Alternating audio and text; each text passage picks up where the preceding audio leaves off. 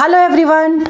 देखिए, Uttar Pradesh constable police के लिए जो वैकेंसीज आई हैं उनके लिए आज से हम टेस्ट सीरीज स्टार्ट कर रहे हैं, जिस सीरीज में वही क्वेश्चंस होंगे जो एग्जाम में आ चुके हैं और इसमें 2006 से लेकर 2020 तक के इम्पॉर्टेंट क्वेश्चंस जो आए हुए हैं उन्हीं को डिस्कस करेंगे शॉर्टकट मेथड से।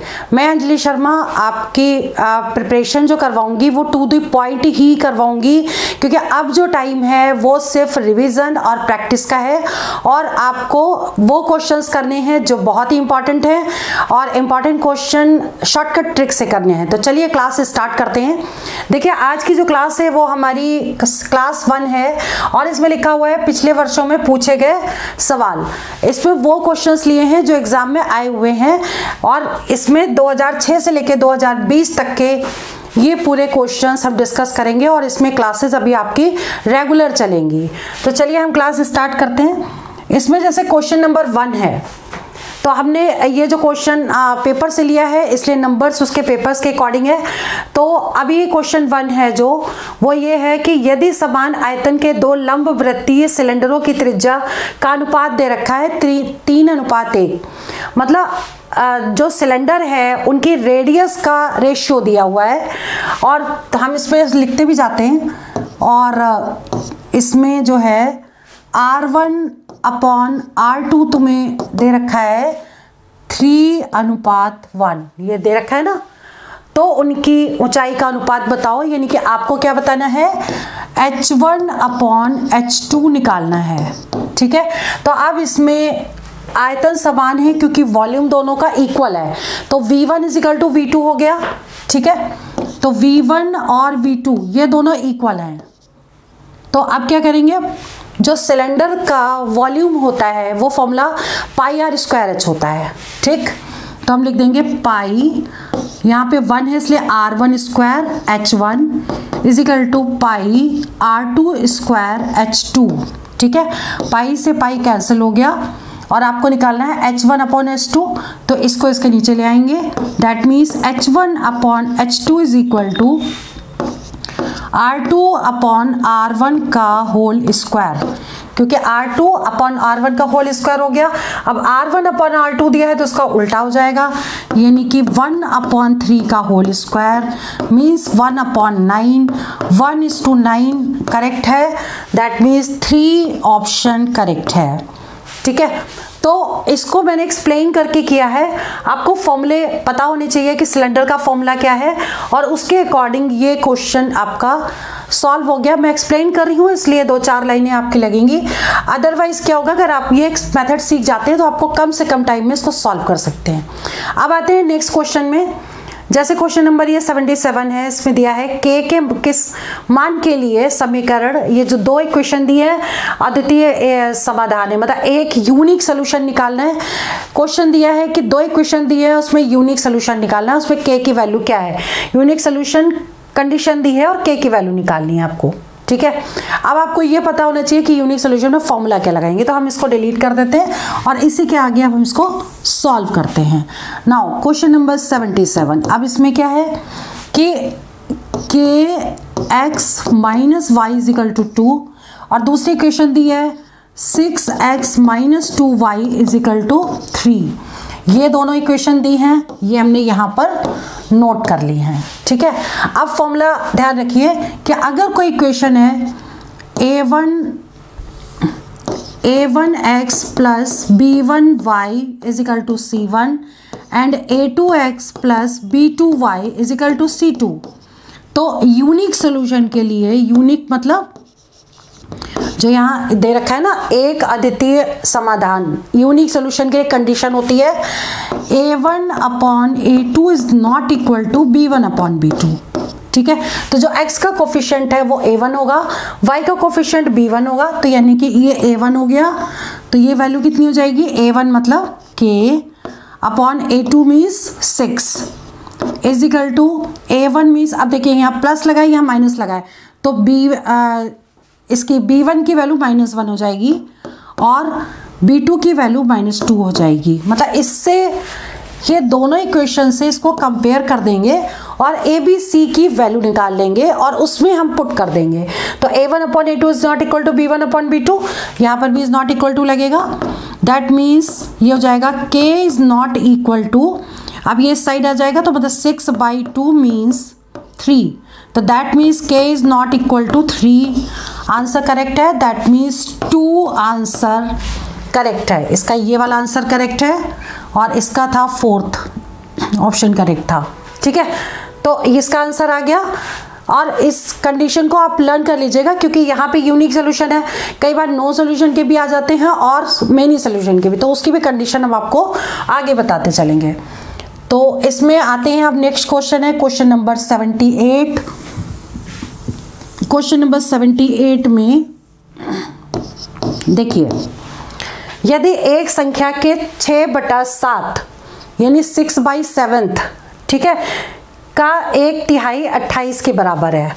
मतलब कोई भी संख्या अगर हम x ले लें तो x का 6/7 इंटू 1/3 मतलब 1/3, ये किसके इक्विवेलेंट है? 28 के। ठीक है, तो 3 2 जा 6 हो गया और x इज इक्वल टू कितना हो जाएगा? 8 इंटू 7/2। ठीक है, ये आ गया, इसको मल्टीप्लाई कर दीजिए 98 मीन्स 4th आंसर करेक्ट है। ठीक है, तो ऐसे हम निकाल सकते हैं, इसमें कुछ करना नहीं था, जो क्वेश्चन दिया था उसके अकॉर्डिंग इक्वेशन बनाई और सिंपल इसको सॉल्व कर दिया है। इसके बाद बात करते हैं क्वेश्चन नंबर नेक्स्ट की। नेक्स्ट क्वेश्चन है, यदि दो परिमेय संख्याओं का HCF और LCM समान है, मतलब कोई भी दो नंबर है जिनका HCF और LCM इक्वल है, तो आपको निकालना है कि वो निश्चित रूप से इनमें से कौन सी संख्या होगी। इसको सॉल्व भी नहीं करना है। एक चीज़ हमेशा ध्यान रखिएगा, अगर दो कोई संख्याएं हैं जिनका HCF LCM इक्वल होगा तो वो संख्याएं भी समान होंगी, इसका मतलब 4th आंसर करेक्ट है इसका। ठीक है, समान संख्याएं हैं, ये आंसर होगा। आप क्वेश्चन नंबर 80 की बात करते हैं, अब इसको सॉल्व करना पड़ेगा, इसको यहाँ देख लेते हैं। क्वेश्चन नंबर 80, अब ये क्वेश्चन दिया है 2√3 प्लस 5√3 माइनस √12।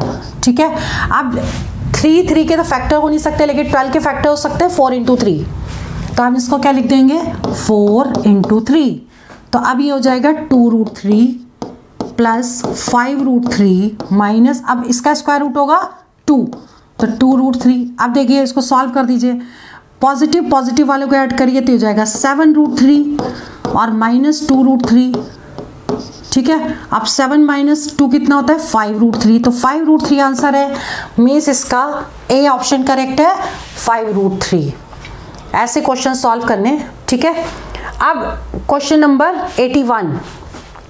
81 हमारा एवरेज का क्वेश्चन है, जिसमें दिया है 5 संख्याएं 12, 24, 35, 27 और 17 एक सेट के रूप में दी गई हैं। यदि प्रत्येक संख्या को 3 के साथ जोड़ दिया जाए, हर संख्या में 3 नंबर ऐड करना है और उसे 4 से गुणा कर दिया जाए और उसमें 4 से मल्टीप्लाई कर देंगे, तो औसत क्या होगा? ठीक है, तो ये बहुत इजी क्वेश्चन है। देखिए एवरेज का फॉर्मूला क्या होता है, ये क्वेश्चन नंबर 81 कर रहे हैं। एवरेज का फॉर्मूला होता है कि sum of observations upon number of observation, मतलब जितनी भी संख्या है उनको सबको जोड़ देंगे और जितने नंबर्स हैं उससे हम डिवाइड कर देंगे, तो इसका हमारा औसत निकल आएगा। तो आप क्या करेंगे, इसमें पहले कह रहा है कि प्रत्येक संख्या में 3 जोड़ दें, तो हर संख्या में 3 जोड़ेंगे तो ये आ जाएगा 12 और 3 15, यही जोड़ देते हैं। हम यहाँ पे एक लाइन लिख देते हैं। ठीक है, 12 + 3, फिर आगे क्या है 24 + 3, फिर इसके बाद है 35 + 3,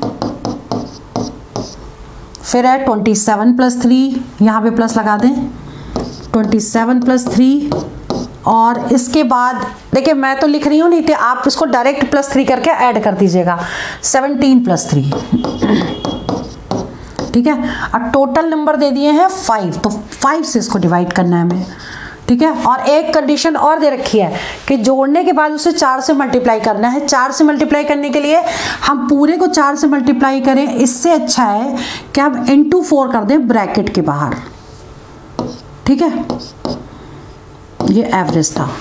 ठीक है, तो अब हमें क्या करना है, यहाँ पे 4 लिख देना है और इन दोनों को क्या करेंगे, प्लस कर दीजिए 15 प्लस ये हो जाएगा 27 प्लस 38 प्लस ये हो जाएगा 30 प्लस 20।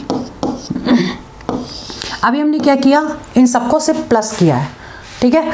अब इनको प्लस कर दीजिए तो ये हो जाएगा 50, ये हो गया 50, 50, 60, 70, 80, 88 यहाँ तक हो गया, 88 और 98, 108, 108 और 7, 115, 115 इसमें जोड़ देंगे तो कितना हो जाएगा, ये 0, 3, 130 इंटू 4/5, 5 से कैंसिल हो जाएगा, 4 से इंटू कर दीजिए 104, 104 आंसर करेक्ट है। दैट मीन्स इसका 2 ऑप्शन करेक्ट है। ये ध्यान रखिएगा कि जो कह रहा है सिंपल वही करना है, बस एवरेज का सिंपल वही फॉर्मूला लगाना है, जितने भी नंबर्स दिए हैं उनको सबको प्लस करना है, जितने नंबर्स है उससे डिवाइड कर देना है इसको, ठीक है। अब बात करते हैं नेक्स्ट क्वेश्चन की। क्वेश्चन नंबर नेक्स्ट है 82 नंबर। यदि कोई व्यक्ति 8 किलोमीटर प्रति घंटा की बजाय 12 किलोमीटर प्रति घंटा की चाल से चलता है तो वह 54 किलोमीटर अधिक चल सकेगा, ठीक है। अब निकालना क्या है, उसके द्वारा तय की गई दूरी, मतलब टाइम एंड डिस्टेंस का क्वेश्चन है और इसमें से एक क्वेश्चन आता ही आता है। तो अभी जो हम सॉल्व कर रहे हैं इसमें हम पहले अज्यूम कर लें कि मान लो 8 किलोमीटर पर घंटे से वो t टाइम तक चला, ठीक है, t आवर्स तक, t घंटे चला मान लो, ठीक है। तो स्पीड इज इक्वल टू होता है डिस्टेंस अपॉन टाइम, तो डिस्टेंस कितना हो जाएगा, स्पीड इंटू टाइम हो जाएगा। तो स्पीड हो गई, पहले उसने कितनी डिस्टेंस कवर की, 8 इंटू टी, फिर दोबारा कितनी की 80 की और दोबारा की 54t, ठीक है। 12 किलोमीटर प्रति घंटा है, हाँ, तो 12t हो गया और इन दोनों का जो डिफरेंस दे रखा है 54 किलोमीटर। मतलब ये हमने क्यों किया, पहले हमने निकाला 8 किलोमीटर, इसी में पुट कर दिया, स्पीड है 8, टाइम t है तो वो हो गया 80, फिर उसकी स्पीड हो गई 12, तो 12 इंटू टी, यानी कि इसने इतनी डिस्टेंस कवर की, फिर इतनी डिस्टेंस कवर की, और जो दोनों डिस्टेंस का डिफरेंस है वो 54 है। अब इससे हम t की वैल्यू निकाल लेते हैं तो कितना हो जाएगा, 4t इज इक्वल टू 54, तो t इक्वल्स टू हो जाएगा 54 अपॉन 4 मीन्स 2 2 2 27/2 आवर्स। इतना टाइम लगा। अब उसने पूछा है कि उसके द्वारा तय की गई वास्तविक दूरी कितनी थी। वास्तविक दूरी तो वो पहले वाली थी ना 8 वाली, तो 8t जो होगी वो वास्तविक दूरी होगी, तो हम इसमें पुट कर देंगे 8 इंटू 27/2, ये कट हो गया, 4 से इंटू कर दो, ये डिस्टेंस हो गई हमारी 7 चौक 28, 4 दूनी 8, 9 10, 108 kilometre means 4th option correct है, ये वाला, ठीक है, ये हो गया। और 83 क्वेश्चन बहुत इजी है, इसमें शॉर्टकट मेथड बताएंगे आपको। देखिए, किसी कर्मचारी का वेतन पहले 50% बढ़ जाता है और उसके बाद 44% घट जाता है। इसमें हम सिंपल एक फॉर्मूला इस टाइप पे लगाएंगे कि या तो दोनों चीज बढ़ जाए या दोनों घटे, या एक घटे एक कम एक ज्यादा हो, मतलब हर कंडीशन में ये फॉर्मूला लगा सकते हैं। और वो फॉर्मूला है कि a plus B plus AB upon 100, ठीक है। ये फॉर्मूला तब लगाते हैं जब कोई चीज़ घटे, इंक्रीज हो या फिर डिक्रीज हो। अब जो चीज़ बढ़ेगी उसमें प्लस लेना है, जो कम होगा उसमें माइनस लेना है, ये ध्यान रखिएगा। तो अब ये कह रहा है कर्मचारी का वेतन पहले 50% बढ़ जाता है, तो A की वैल्यू हो गई 50, ठीक है, उसके बाद 44% घट जाता है, यानी B कितना होगा -44। अब इसे पुट कर दीजिए तो परसेंटेज कितना हो जाएगा 50 -44 प्लस 50 इंटू 44 माइनस का यहाँ -44 आएगा अपॉन 100। अब इसे सॉल्व कर दीजिए, ये आपका हो जाएगा 6 और ये माइनस प्लस माइनस हो गया, 0 0 कैंसिल, यहाँ पे आ गया 2 22 -22, ठीक है। तो अब ये आंसर क्या आ जाएगा -16 मतलब 16% डिक्रीज। आंसर अगर माइनस में आएगा तो 16% की कमी हो गई, और अगर प्लस में होता तो 16% इंक्रीज होता। यहाँ पे देखिए दोनों ऑप्शन दिए हुए हैं, 16% कमी भी है, 16% वृद्धि भी है। तो यहाँ पर माइनस में आया है इसलिए 16% की कमी होगी, यानी कि बी ऑप्शन करेक्ट है, यानी कि 2 वाला आंसर करेक्ट है। 16% की कमी, क्योंकि माइनस में आंसर आ रहा है। ठीक है, अच्छा अब ये वाला क्वेश्चन, एक ये क्वेश्चन है जो हर पेपर में आया है तो ये क्वेश्चन बॉड मास का, लेकिन वैल्यूज चेंज करके फिर हम बॉड मास इसमें लगाएंगे, सिंबल इसके चेंज करने पड़ेंगे। अब जैसे क्वेश्चन है आपका 84,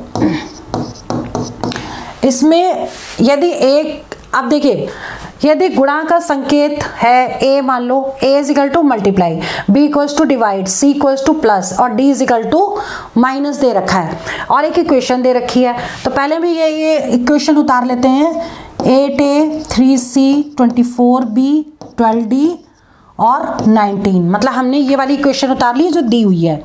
अब हम ABCD की साइन लगा देंगे, ABCD के जो भी साइन दे रखे हैं। ठीक है, तो 8 a इक्वल्स टू दे रखा है मल्टीप्लाई, तो मल्टीप्लाई ये 3 आ गया। c इक्वल्स टू क्या दे रखा है, योग मतलब प्लस, ये 24 आ गया। ठीक है, b इक्वल्स टू दे रखा है डिवाइड, तो यहाँ पे डिवाइड लगाया, 12 लिख दिया ये पूरा, और इसके बाद d इक्वल्स टू दिया है -19।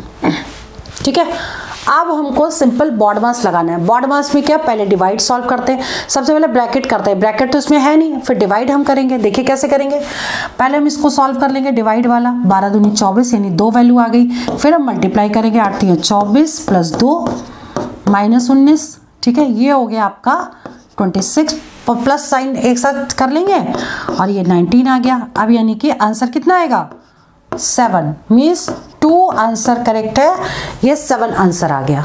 ठीक है, इस तरीके से हम क्वेश्चन करेंगे। अब आगे आते हैं, नेक्स्ट है,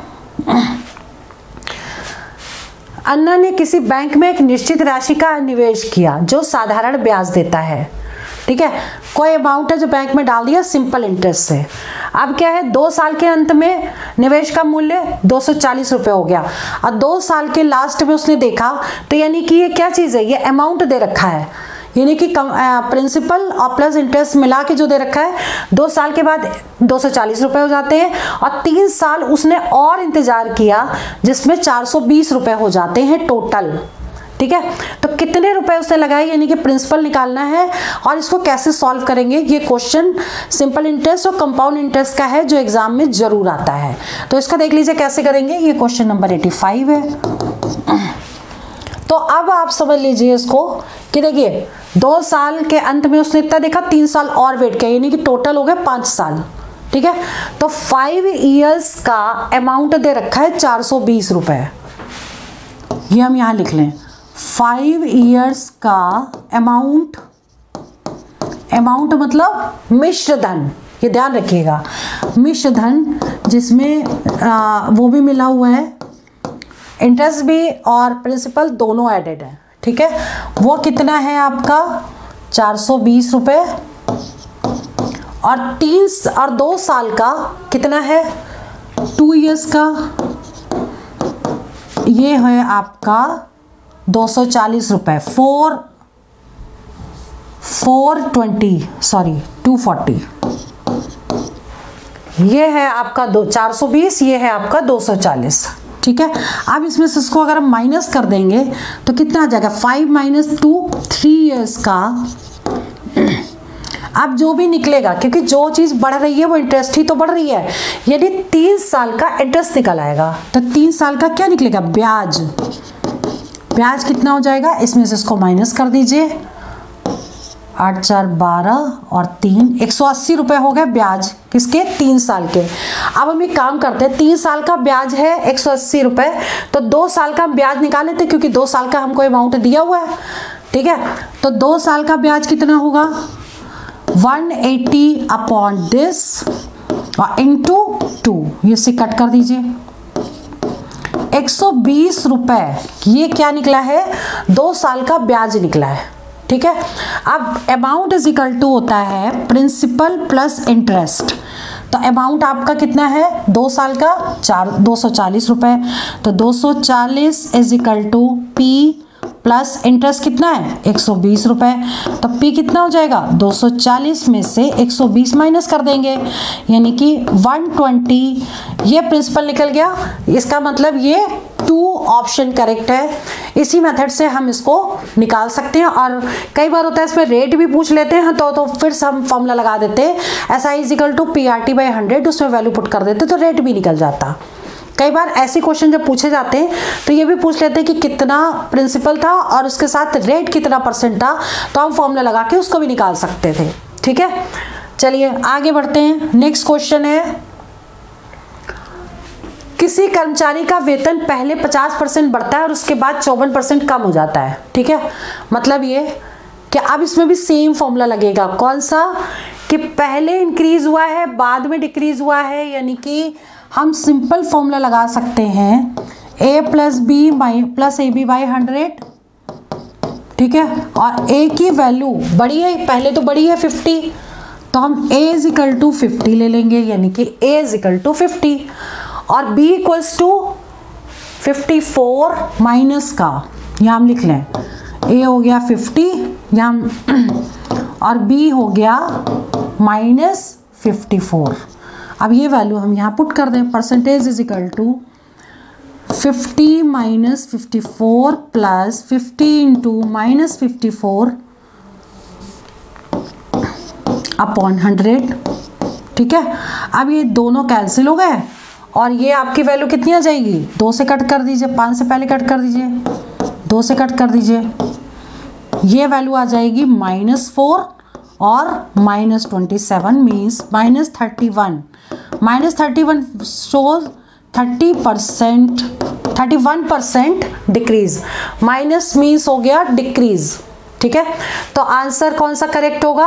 अब इसमें 31% की कमी भी आ रहा है, 31% की वृद्धि, क्योंकि ये चीज कम हो रही है, माइनस में आई है, तो 31% की कमी होगी। दैट मीन्स 2 ऑप्शन करेक्ट है, 31% की कमी। ठीक है, 77 क्वेश्चन जो है बहुत ही इजी भी है और सिंप्लीफिकेशन का क्वेश्चन है जो एग्जाम में आया था और फिर से आएगा, तो ये तरीका सीख लीजिए कि कैसे करना है इसको। ठीक है, अब ये क्वेश्चन है आपका क्वेश्चन नंबर 77। अब इसमें क्या करना है, पहले तो मैं क्वेश्चन उतार लेती हूँ। देखिए, जो देखने में इतना डरावना लग रहा है वो क्वेश्चन कितना इजी है, इसको हम ऐसे आराम से कर सकते। कैसे, पहले ये 3 नंबर यहाँ लिखा। ठीक है, अब इसको जो इधर के नंबर होते हैं उसको ऊपर लिखते हैं, तो यहाँ पे सिर्फ 3 है तो 3 हमने ऊपर लिख लिया और इस साइड के जितने भी नंबर है वो सब नीचे आ जाएंगे। तो मतलब 2 × 3 × 5, ये 3 से 3 कैंसिल हो गया, 3 की पावर 1/10 मीन्स 3 की पावर 1/10 मीन्स 3 ऑप्शन करेक्ट है। तो इसी तरीके से हमने और भी क्वेश्चंस कराए हैं, तो वो देख लीजिएगा सिंप्लीफिकेशन टॉपिक में, जिसमें शॉर्टकट मेथड बताए हुए हैं कैसे करने हैं, तो इसको इसी तरीके से करना है। अब जैसे 78 क्वेश्चन है, P यूनिट त्रिज्या, अब रेडियस को P ले लिया है तो वृत्त का क्षेत्रफल बताइए। सिंपल सी बात है, एरिया ऑफ सर्कल होता है πr², तो r की जगह P ले लेना है। ठीक है, तो πp², यानी कि फर्स्ट आंसर करेक्ट हो गया। कुछ क्वेश्चन ऐसे भी होते हैं जिनको हम देख कर ही डायरेक्ट टिक कर सकते हैं, हो सकता है वो फॉर्मूले हो या इसी तरीके r की जगह P पुट करके ऐसे निकाल सकते हैं, तो यहाँ पे आपका टाइम सेव हो जाएगा। ठीक है, अब बात करते हैं नेक्स्ट क्वेश्चन की। अब जैसे कि ये वाला क्वेश्चन है, इसमें क्या है, ये भी एवरेज के देखिए 2 क्वेश्चन आए हैं पहले जो दिया है पेपर। एक लिफ्ट प्रत्येक 65 किलोग्राम के भार के केवल 6 लोगों को ले जा सकती है, मतलब एक लिफ्ट है जिसमें केवल 6 लोग जा सकते हैं और टोटल वेट वो ले जा सकती है 65 kg। ठीक है, तो हमको क्या करना पड़ेगा, पहले 65 का टोटल वेट निकाल लें हम। 6 लोगों का वजन कितना है ये निकाल लें, तो 6 × 65 कर देंगे। ठीक है, किसी का भी वेट टोटल निकालने के लिए क्या करते हैं, एवरेज इनटू टोटल जो इसका होता है जितना सम होता है, कैसे निकालते हैं, देखिए average is equal to sum of observation upon number of observation. यहाँ पे हम सब निकाल लें तो average into number of observation, 6 लोग हैं तो उसका एवरेज दे रखा है, ठीक है, प्रत्येक दे रखा है ना 65 kg का औसत, तो एवरेज दे रखा है तो हमने इससे टोटल निकाल लिया। ये कितना आ जाएगा, 6 पंचे 30, 6 छंग 36, 37 38 39, 390 किलो टोटल ले जा सकती है लिफ्ट, ठीक है। 5 लोगों का औसत, 5 का अब टोटल निकाल लो, तो 5 लोगों का औसत कितना होगा, 5 लोगों का वजन कितना होगा, 5 इंटू 67, यहाँ लिख देते हैं 67.2 इंटू 5, क्योंकि 5 लोगों का एवरेज दे रखा है 67.2, मल्टीप्लाई कर दीजिए इसको, कितना हो जाएगा, 5 दूनी 10, 7 बटा 35 और 1 36, 5 चक्का 30, 3 33, यानी 336। अब देखिए ये 5 लोगों का टोटल है, ये 6 लोगों का टोटल है, ये 5 लोगों का टोटल है, जो बचा हुआ है उसका छठे व्यक्ति का भाग निकालना, मतलब इसमें से इसको माइनस कर देंगे, यानी 390 में से अगर हम 336 को माइनस कर दें तो यहाँ पे हमारा आंसर आ जाएगा, तो ये 4 हो गया और यहाँ बचा 8, तो ये हो गया 5, 54 kg, 54 kg मतलब यानी कि 4 ऑप्शन करेक्ट है ये वाला, ठीक है। इस तरीके से हमें निकालना है, तो ये भी क्वेश्चन हो गया। अब इसके बाद ना एक एवरेज का क्वेश्चन और आया हुआ है, कई बार एवरेज के क्वेश्चन 2 या 3 लेकिन डिफरेंट टाइप से, कई बार टाइम एंड डिस्टेंस का मिक्स करके भी दे देते हैं, ये भी ध्यान रखिएगा। तो अब 80 क्वेश्चन में क्या करना है देख लीजिए, पहले समझ लीजिए। एक अंतरिक्ष यान 2 घंटे 20 मिनट में 6625 किलोमीटर की यात्रा करता है, ठीक है। तो डिस्टेंस आपको दे दी है, टाइम दे दिया है, इसके बाद 40 मिनट में 824 किलोमीटर आगे बढ़ता है, तो अंतरिक्ष यान की औसत गति बताइए। तो औसत गति यानी एवरेज निकालना है इसका भी, ठीक है। तो औसत गति यानी कि एवरेज स्पीड कितना होगा, टोटल स्पीड, जितनी स्पीड है, total distance upon total time. मतलब कि अगर हमें एवरेज स्पीड निकाली है तो जितनी डिस्टेंस टोटल कवर की है और जितना टोटल टाइम लगा है, अगर उसको सॉल्व कर देंगे तो हमारी एवरेज स्पीड निकल आएगी। तो अब हमें टोटल डिस्टेंस कितनी लगी है, इन दोनों को आपको प्लस करना पड़ेगा, 6625 प्लस 824, यानी कि दोनों डिस्टेंस को प्लस करना है और इसे डिवाइड हम किससे करेंगे, 2 घंटे 20 मिनट, तो 2 तो घंटे हैं, 20 मिनट को हमने आवर्स में चेंज किया तो 20/60 हो गया, प्लस 40 मिनट और यानी 40/60, ठीक है। जितना टोटल टाइम लगा यानी 2 घंटे 20 मिनट और 40 मिनट सबको प्लस कर दिया, टोटल टाइम निकल आएगा। तो अब ये देखिए कितना हुआ, ये 60/60 यानी 1 घंटा ये और 2 घंटे ये, यानी कि टोटल कितने घंटे हो गए, 3 घंटे हो गए। और ऊपर प्लस कर दो इन दोनों को, तो ऊपर जब प्लस करेंगे तो कितना आ जाएगा, 5 4 9, 2 2 4, 14 7, और इसको हम 3 से डिवाइड कर देंगे, यानी कि 3 दूनी 6, 1 बचा, 3 चौक 12, 3 8 24, 3 3 9, यानी 2483। 2483 मीन्स फर्स्ट ऑप्शन करेक्ट है, 2483 किलोमीटर पर आवर इसका आंसर है, ठीक है। तो बस सिंपल हमको एक ही फॉर्मूला याद करना है कि total distance upon total time, that is average speed, ठीक है। अब बात करते हैं नेक्स्ट क्वेश्चन की। नेक्स्ट क्वेश्चन है कि इनमें से कौन सी मिश्रित संख्या, अब देखिए ये क्वेश्चन को सॉल्व करने की जरूरत ही नहीं है। मिश्रित संख्या क्या होती है, जिसमें ये वैल्यू से छोटी और यहाँ पर कोई नंबर दिया, उसका मतलब ए आंसर करेक्ट है, फर्स्ट आंसर करेक्ट हो गया, ये मिश्रित संख्या हो गई। कई बार क्वेश्चन ऐसा आता है कि आंसर आप सीधा देखिए और आंसर को टिक कर दीजिए।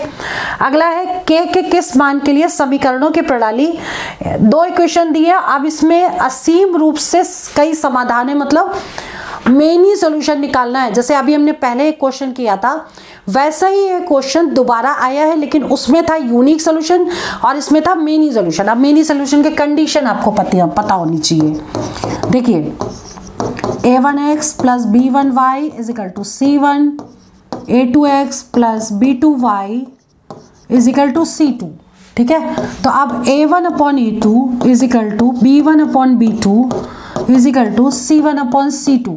अगर ये कंडीशन आती है तो क्या होगा, तो मेन ही सोल्यूशन होंगे, अगर तीनों इक्वल होंगे तो।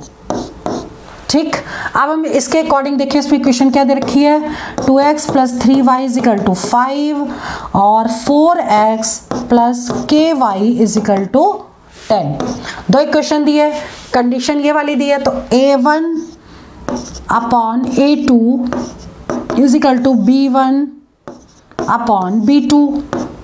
सॉल्व कर दीजिए, 2 2 जा, k की वैल्यू कितनी आ गई, 6। 6 मीन्स 3 ऑप्शन करेक्ट है। इस तरीके से हम इसको निकाल सकते हैं। अब आते हैं क्वेश्चन नंबर नेक्स्ट में, और इसमें देखिए कि अब इसमें भी बॉड मास का क्वेश्चन है ये। ठीक है, और इसे कैसे करना है, सबसे पहले आपको साइन चेंज करने पड़ेंगे, उसके बाद इसको निकालेंगे। अब इसे कैसे करेंगे, देखिए 40 इंटू 12 प्लस 3 माइनस 6 डिवाइड 60, ये है, ये तो इक्वेशन दे रखी है।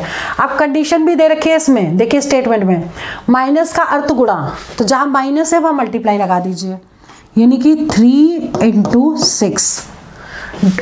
मल्टीप्लाई का अर्थ है योग, मल्टीप्लाई का अर्थ है योग, यानी यहाँ प्लस आ जाएगा 12 40। ठीक है, प्लस का अर्थ है डिवाइड, तो प्लस कहाँ लगाए, ये प्लस का अर्थ हो गया डिवाइड, और डिवाइड का अर्थ है घटाओ माइनस, यानी कि माइनस 60। अब इसे सिंपल हमें सॉल्व करना है, देखिए 3 चौक 12, 4 आ गया, फिर इन दोनों का मल्टीप्लाई, तो 40 प्लस 6 चौक 24 माइनस 60, कितना हो गया ये 64 माइनस 60, 4 आंसर आ गया, यानी कि थर्ड ऑप्शन करेक्ट है। इस तरीके से हम निकाल सकते हैं इसको। इसके बाद है क्वेश्चन नंबर 4। अधिकतम वेतन के लिए किसी व्यक्ति को वेतन वृद्धि वाले विकल्प को चुनना चाहिए। ए ऑप्शन दे रखा है कि हर तिमाही के वेतन में 10% की वृद्धि, और बी में दिया है हर साल वेतन में 40% की वृद्धि। ठीक है, देखिए वीडियो को यहीं रोक करके आपसे बोलना चाहते हैं कि अगर आपको वीडियो अच्छी लग रही है तो चैनल को सब्सक्राइब कर लीजिए और लाइक भी कर दीजिए और शेयर भी कर दीजिए, ताकि आप जैसे और भी लोग तैयारी कर रहे हैं तो उन तक ये वीडियो पहुंच जाए और उनका भी फायदा हो। ठीक है, अच्छा इसमें क्या है कि 2 कंडीशन दी हैं, जिसमें हर 3 महीने में वेतन बढ़े 10% या 1 साल में एक बार बढ़े 40%। तो एक चीज हमेशा ध्यान रखिएगा कि अगर ये मान लो 3 तिमाही वेतन बढ़ रहा है हर 3 महीने के बाद, तो साल में 4 बार बढ़ेगा, तो 10 यानी कि 40, 10 4 बार बढ़ा, और इसमें 40 एक बार, तो हमेशा सिंगल वाली वैल्यू ही एडवांटेज देती है। तो इसको बिना सॉल्व किए भी आप डायरेक्ट टिक कर सकते हो। 40% की अगर वृद्धि वाले में टिक करेंगे तो आपको ज्यादा फायदा होगा, इसका मतलब आंसर बी करेक्ट है। अदरवाइज इसको सॉल्व करने का मेथड है, सैलरी को 100 मान के कर लीजिए, आराम से निकल जाएगा। फिर भी कोई दिक्कत हो तो आप कमेंट पे लिखिएगा, मैं उसको सॉल्व कर लूंगी। ठीक है, अब इसके बाद आता है नेक्स्ट क्वेश्चन, कि ये क्वेश्चन बहुत ही इंपॉर्टेंट है और बहुत ही डिफरेंट है। ऐसा एक क्वेश्चन पहले दूध वाला पूछा गया था और अब ये कॉइन्स वाला पूछा गया है। ए के पास 63 ग्राम के चांदी के सिक्के हैं। ठीक है, 60 ए के पास हैं 63 ग्राम के चांदी के सिक्के, और बी के पास 77 ग्राम के चांदी के सिक्के हैं। यदि चांदी के सिक्कों का वजन पूर्णांकों में है और सभी सिक्कों के लिए समान है, तो ए और बी के पास एक साथ कम से कम कितने सिक्के होंगे। देखो इस टाइप के क्वेश्चन में क्या करना होता है, पहले नंबर्स का ना HCF निकाल लेंगे। ठीक है, तो 63 और 77 इनका HCF हम निकालेंगे और ये दोनों नंबर 7 से कट जाएंगे। ठीक है, तो अब इसका HCF जो हो गया वो कितना निकल गया, 7। ठीक है, अब आपको सिक्कों की संख्या बतानी है टोटल, तो कॉइन्स कितने हो जाएंगे टोटल, 63 अपॉन दिस ए के हो गए, प्लस 77 अपॉन 7 ये बी के हो गए, यानी कि ये 9 हो गए, ये 11 हो गए, यानी कि 20 सिक्के टोटल हो गए। तो इसका आंसर क्या होगा? थर्ड ऑप्शन करेक्ट है। इस तरीके से आप इसको निकाल सकते हैं। तो ये जो थी हमारी अभी जो क्लास, ये जो क्लास थी, इसमें मैंने जो क्वेश्चंस लिए वो पेपर में आए हुए क्वेश्चंस थे। ये 2019 के क्वेश्चंस थे। इसमें दोनों शिफ्ट के हमने क्वेश्चंस लिए थे, जिसमें पूरे क्वेश्चन हमने शॉर्ट मेथड से बताए हैं। मैंने आपको बोला कि जो क्लास की टाइमिंग अब जो है, मीन्स आपको पढ़ने का टाइम इम्पॉर्टेंट क्वेश्चन ही पढ़ने हैं और शॉर्टकट मेथड से पढ़ने हैं। तो आज की वीडियो मैं यहीं ओवर कर रही हूँ। क्लास अच्छी लगी हो तो उसे लाइक करिए, चैनल को सब्सक्राइब कर लीजिए और वीडियो को शेयर कर दीजिए। बाकी जो है इसकी नेक्स्ट क्लास इसी ऐसे ही क्वेश्चंस के साथ नेक्स्ट सीरीज़ में मैं कल आपकी क्लास लूँगी। तो आज की वीडियो यहीं ख़त्म करते हैं और ओवर करते हैं क्लास।